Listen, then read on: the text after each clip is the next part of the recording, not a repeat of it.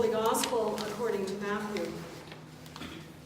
Jesus told them, "You are the salt of the earth.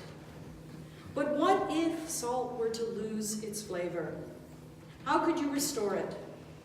It would be fit for nothing but to be thrown out and trampled underfoot. You are the light of the world. You don't build a city on a hill and then hide it, do you? You don't light a lamp, then put it under a bushel basket, do you? No, you set it on a stand where it gives light to all in the house. In the same way, your light must shine before others, so that they may see your good works and give praise to your Abba in heaven." The Gospel of Christ. Please be seated. So it's a very distant memory now, and the details are mostly forgotten, but I can still feel the emotions as if it were yesterday. I couldn't have been more than about 5 or 6. I desperately wanted to be a big girl. I wanted so very much to show my mom that I could help her. Still, I can almost feel the heat and see the steam rising from the iron that my mother was using. I knew it was dangerous. I knew that the heat that pressed the clothes could burn me, but I wanted to help. Now, either I nagged my mother so much that she finally gave in, or her own loathing of the chore of ironing was so intense that she just couldn't help herself, and somehow she taught her little girl how to iron. I can't remember Mom showing me how to do it, but I do remember carefully moving the hot, steaming iron over the dish towels and the pillowcases and marveling as the creases and the wrinkles disappeared. And I remember carefully folding the cloth and then magically creating these new, sharp, straight creases. They were the best ironed towels and pillowcases ever. And those were the things that I ironed for quite a few years after that. I remember that first one really well, though, the first pile that grew as I pressed those towels and pillowcases. And I can still feel the pride welling up in me as I completed my work. I was a big girl. I was helping my mom. I was brilliant. I was so proud of myself and proud of the fruits of my labor. I couldn't wait to show my dad when he got home. I was a good little worker. Just what I always wanted to be, a good little worker. And yet, even now, as I remember the pride swelling in me, I also remember the quick rebuke. Don't be such a smart aleck. Who do you think you are? I don't think my mother actually said these words, "Pride goeth before a fall," but my memory of these events evokes these words in me. The words well up inside me. Indeed, the words are part of my being. Pride goes before a fall. Don't get too big for your britches. All too often, I still feel that same self-rebuke. Who do you think you are? Oh, there are other memories, other clichés that come to mind. If a job is worth doing, it's worth doing well. Take pride in your work. I heard these phrases from parents and teachers as I grew up, but somehow the warnings not to be proud of myself, these warnings undid the pride that I could muster in my work. And so on this Labor Day weekend, when we are all encouraged to celebrate our labors and the labors of others, I've been thinking a great deal about what a gift work is. In the stories handed down to us from the anonymous gospel storytellers, we are told that Jesus was a tekton. Now, the Greek word tekton is all too often translated as carpenter, but that's far too grand and lofty a profession. That doesn't translate tekton accurately. A more accurate translation of tekton would be worker or laborer. Jesus, we are told, was a worker. But the anonymous gospel storytellers are not very clear about what kind of worker Jesus was. They also tell us that Jesus was a rabbi, a teacher. Whatever kind of work that Jesus did, I hope, indeed I am pretty much convinced, that Jesus took great pride in his work. For how else could Jesus teach his followers that they are the light of the world, unless Jesus had also known the pride of a job well done? You, talking about you, are the light of the world. You don't build a city on a hill and then try to hide it, do you? You don't light a lamp, then put it under a bushel basket, do you? No, you set it on a stand where it gives light to all who are in the house. In the same way, your light, must shine before others, so that they may see your good works and give praise to your Abba God in heaven. That line we give with a lighted candle at baptism. Let your light so shine before others that they may see your good works and give praise to your Abba in heaven. So who do we think we are? Now, I know that we're humble Canadians, and we tend not to blow our own horns, but seriously, we are the light of the world. I know it makes me feel uncomfortable to think that I am the light of the world, let alone to say it. I am the light of the world. We are the light of the world. Maybe if you say it with me. Come on, I'm serious. Say it. We are the light of the world. What are we afraid of? What prevents us from embracing the reality of our splendor? Why must we continually insist that we are only human? Just human. For we are, in the words of the psalmist, fearfully and wonderfully made. That's King James English for awesome. We are awesome and wonderfully made.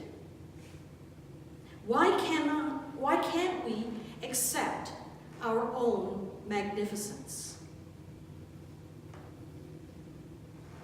I can almost hear some of you thinking that pride goes before a fall. The dire warning that creeps into us when we feel good about who and what we are. The dire warning holds us back,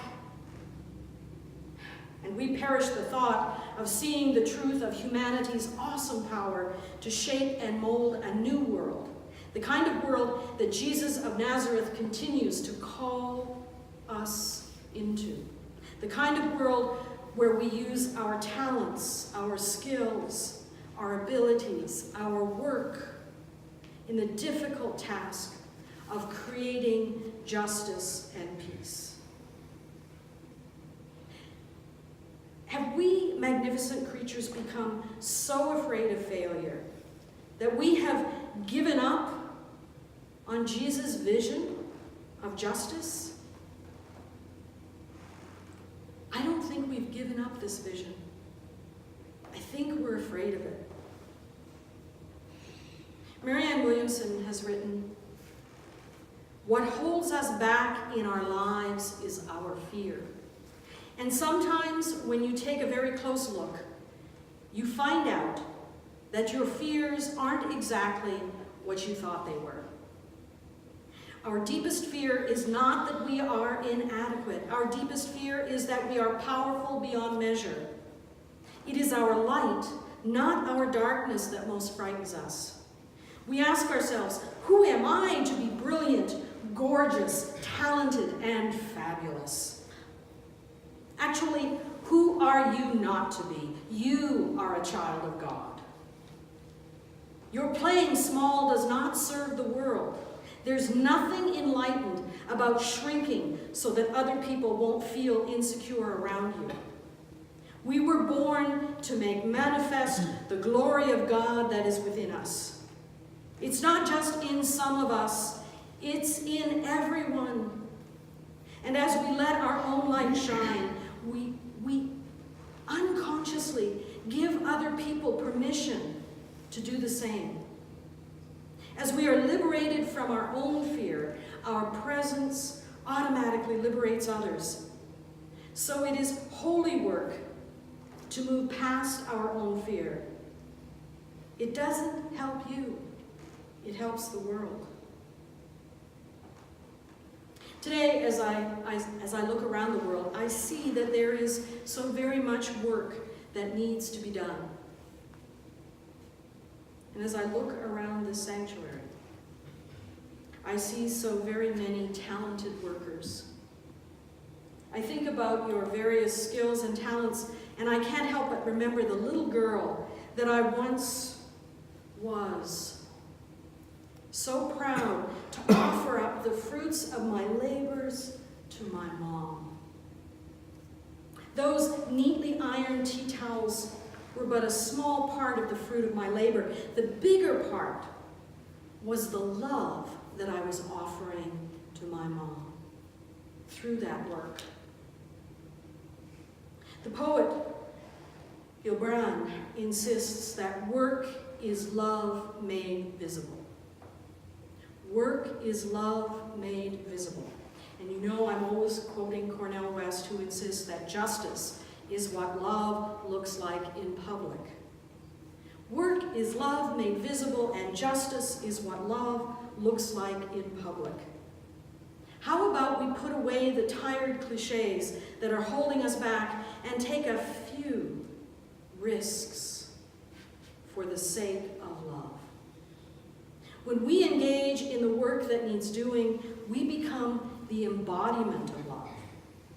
Those neatly ironed tea towels made visible my love for my mom and for my family, and for everyone who would ever use one of those carefully ironed towels. Our work is in so many ways our love made visible. Roman Catholic nun Joan Chittister insists that when we grow radishes in a small container in a city apartment, we participate in creation. When we sweep the street in front of a house, we bring new order to the universe.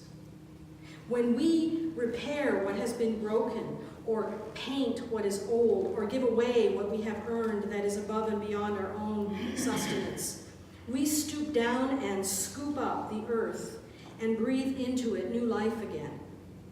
When we compost garbage and recycle cans, when we clean a room and put coasters under glasses, when we care for everything we touch and touch it reverently, we become the creators of a new universe.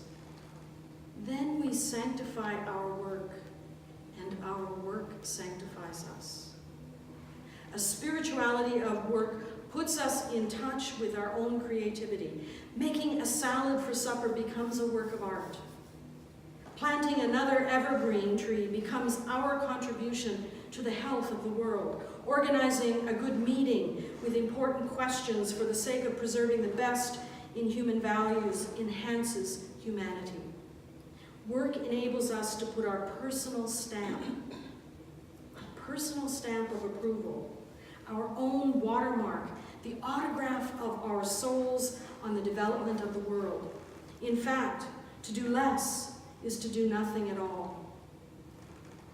A spirituality of work draws us out of ourselves and at the same time makes us more of what we are meant to be. Good work, work done with good intentions and good effects, work that upbuilds the human race rather than reduces it to the monstrous risks that some work does. For we humans are capable of such great creativity and such perilous destruction. Work that builds up the human race, develops qualities of compassion and character in us. My work develops everything around it in the same way that your work develops everything around that work. There is nothing that we do that does not affect the world in which we live.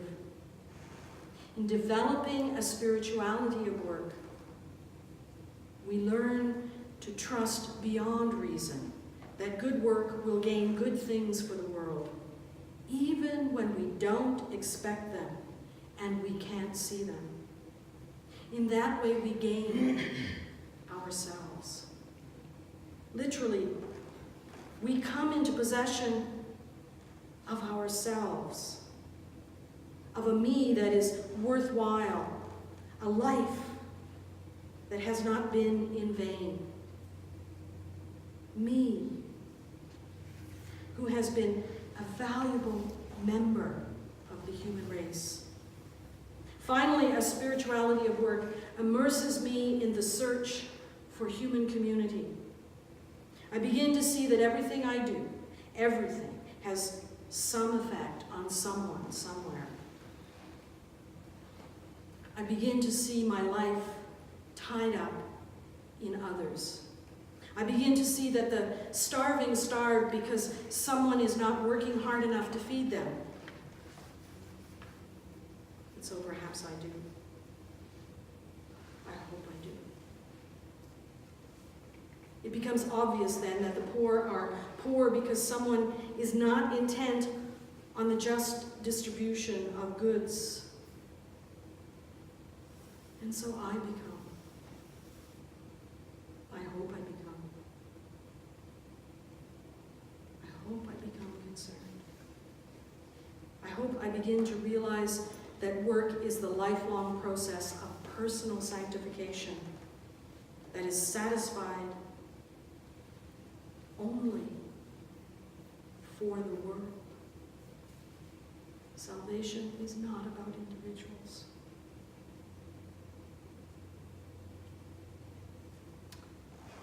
Hopefully in my work, and hopefully you in your work will come to know that work, your work, is God's work, unfinished by God because God meant you to finish it. This view of work is an expression of our love. Think about work as your way of expressing, of breathing life into the love that you have. This way of viewing love reminds me that the love that we call God finds expression in the work that we do. Indeed, the love that is God works in, with, through, and beyond us. You are the light of the world. And you don't build a city on a hill and then try to hide it. You don't light a lamp, then put it under a bushel basket, do you? No, you set it on a stand where it gives light to everyone in the house. In the same way, your light must shine before others so that they may see your good works and give praise to Abba in heaven.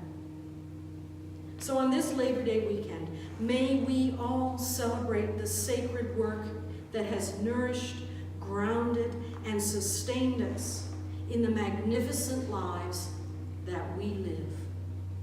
May we honor all the sacred workers who have provided a means for love to find expression in the world. May we find work that gives expression to our love for the world, our love for one another, and our love for our neighbors. Work is indeed love made visible. Love is the source and ground of our being. Justice is what love looks like in public. May our work together and beyond make the love that is God visible in the justice that creates peace.